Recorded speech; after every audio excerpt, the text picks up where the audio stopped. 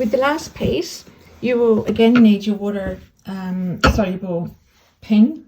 A ruler will be really handy, and also your circle template. You might want to use a bowl or whatever. It's totally up to you. So this piece is another one that you have pre-cut. That's my template, and put it into the center of your piece. Using your water soluble pen, mark that piece so you know exactly where it is.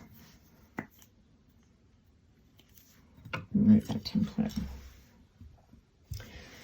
The next thing that you do is going along where the seam is there. The main thing is that it's parallel to your actual fabric piece,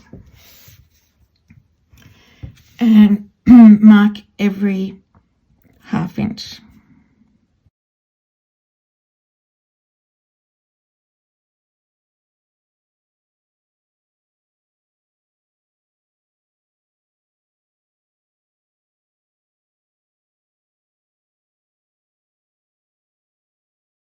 Okay, and with your fabric piece straight, because you mightn't have cut straight across there, and this is where a longer ruler will make it a lot easier for you. Exactly on the other side of your piece, you need to mark the same markings. They need to be parallel to each other. So there is my piece there, making sure that I am straight to my fabric. And because I haven't got a long ruler, I just simply mark it a little bit, and then I move across, and there I'll put my first dot.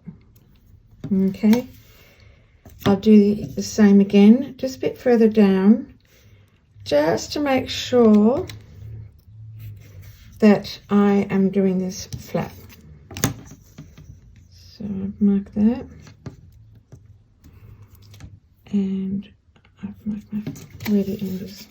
Now you can repeat like what you did on the other side, and you know that they will be parallel.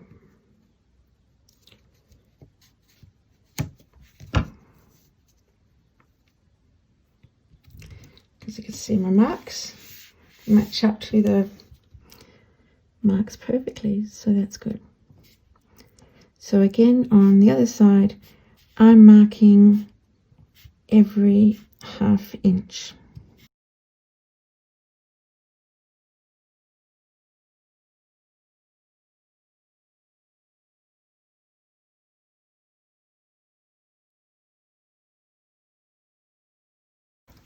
If you have a longer ruler and you want to, you can always with your pen mark the lines to make it easier for you to stitch straight across.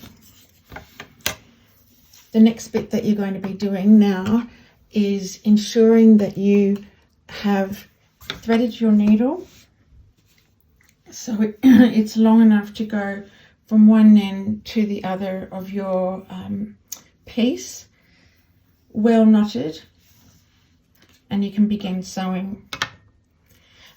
You can make it really fine stitches all the way across, or you can do big stitches.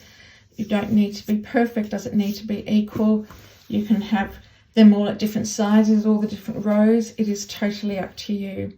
So I've done a sample just to give you an idea of the progress of what to do. It is using the threads that we need you to use. So you can see that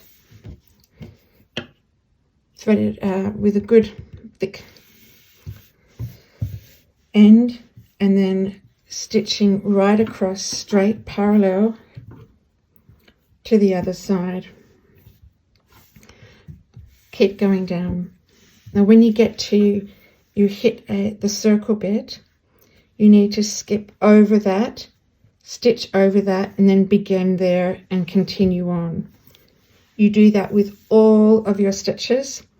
So you stitch to the circle, you skip, and you go down to the other end of your circle, and then you keep stitching straight.